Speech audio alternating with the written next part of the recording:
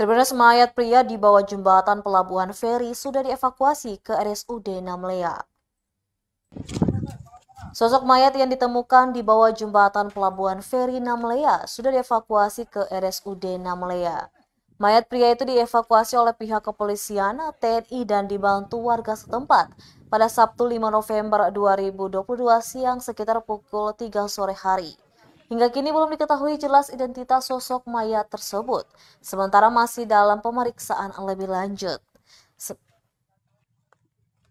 Saat ditemukan, mayat pria berpakaian berbaju merah itu telungkup tepat di bawah jembatan pelabuhan kapal penyeberangan itu. Menurut informasi, mayat pria itu pertama kali ditemukan warga pada Sabtu 5 November 2022 siang, sekitar pukul 13.40 waktu Indonesia Timur. Mayat itu ditemukan pertama kali oleh warga bernama Baeng Buton yang hendak memindahkan perahu di bawah jembatan Pelabuhan Feri Namlea. Penemuan mayat pria berbaju merah di bawah jembatan Pelabuhan Feri Namlea, Kabupaten Buru sempat membuat masyarakat sekitar heboh.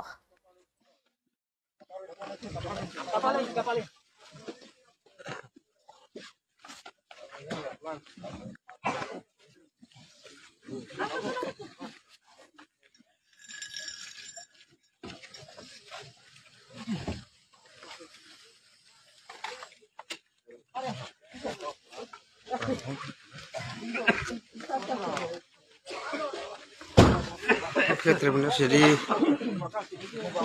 telah selesai dilakukan evakuasi mayat yang ditemukan di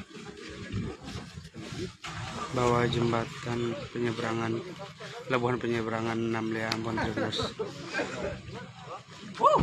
Kini mayat tersebut akan dibawa ke rumah sakit. Terima kasih sudah nonton. Jangan lupa like, subscribe, dan share ya.